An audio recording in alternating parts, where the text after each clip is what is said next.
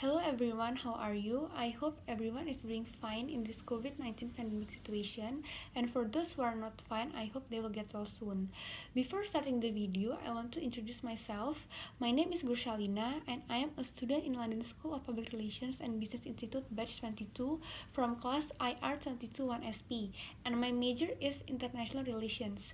The reason why I choose this major is because I'm interested to learn and to know more about international issues around the world.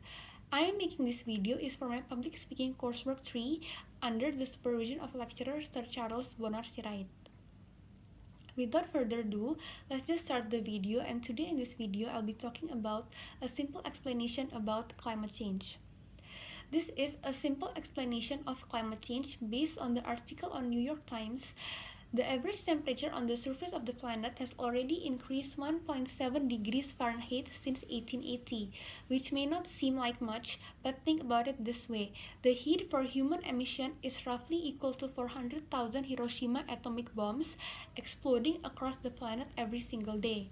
Future generations are in big trouble, but for now it will continue to get warmer and storms will grow more intense with longer periods of drought in between. But longer term, if emissions continue to rise unchecked, the climate disasters will be so severe they will destabilize entire nations, send millions of refugees across borders, cause widespread extinction of most species on Earth, and melt the polar ice caps, leaving most of the world's coastal cities several feet underwater. All this could take centuries, but something like the sudden collapse of agriculture would trigger immediate chaos in the society. And the best case is we get our act together and begin to rapidly bring emission levels down. Meanwhile, Earth turns out to be less sensitive to greenhouse gases than we currently believe. Plants and animals adapt quickly, and major technological breakthroughs help society limit emissions and adjust to climate change. But these are all the opposite of what we are actually seeing. So the only thing in our control is to limit emissions using all available tools and best behaviors currently at our disposal.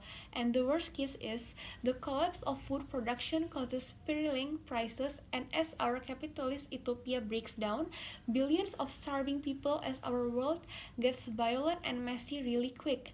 This is like some kind of a zombie apocalypse, but with extreme hunger spreading chaos instead. So yeah, still like the zombie apocalypse. This would be coupled with the melting of the Antarctic ice sheet, leading to rapidly rising seas that would force us to abandon many of our greatest cities and all of the social and scientific progress that we were making within them. Adding insult to injury is the fact that many of the emissions were emitted while building these now abandoned underwater metropolises. If emissions continue unchecked, we are looking at a total rise of between 80 to 160 feet, which could occur if all the ice in the poles melted. So the oceans will rise. The real question is how fast. Scientists only have Earth's history to base their predictions on, which suggests that the rate has occasionally hit 1 foot per decade. So we will have to adapt to an altered coastline sooner or later, but probably much sooner than later.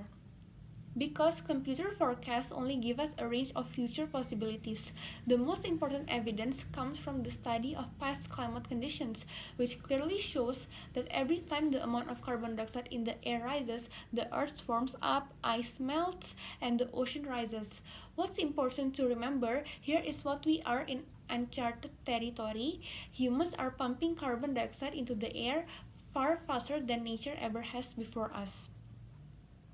Scientists have been publishing strong evidence that warming is making drought and heat waves more frequent, causing heavier rainstorms and more severe coastal flooding. But while the internet has made us all more aware of weather disasters in distant countries, it's hard to prove these are all directly made worse by climate change.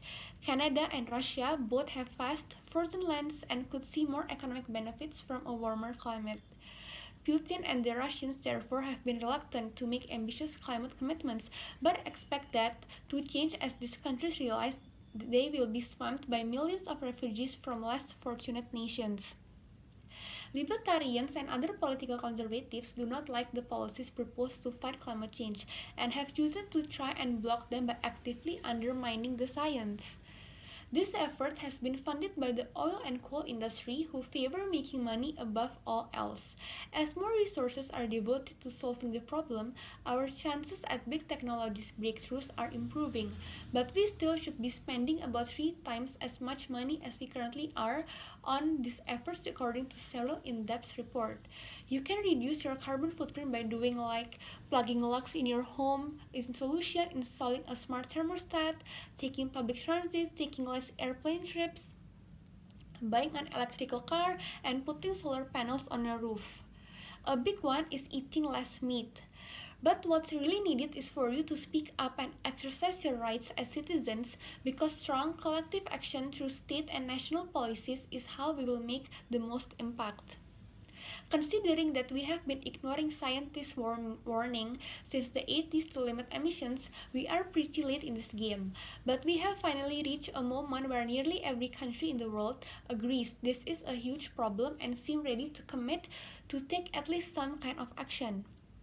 Leading corporations will continue to make bold promises to do their part. Low emission technologies will be improved, and many states and cities will go much further than any goals set by their international governments. The United States, the world's biggest economy, is finally starting to move aggressively, and China, the world's biggest emitter, is beginning to recognize that it needs to do the same, as many of its mega cities will be underwater if the sea rise is too high. But it's up to us, the ordinary citizens, to continue demanding our political leaders tackle climate change. But the hardest problem is that humanity has ever faced. That's all my explanation about climate change. We need to fight climate change together so we can make our planet Earth a better place to live for us and for our future generations. I hope this video could be useful for those who watch my video. Thank you so much.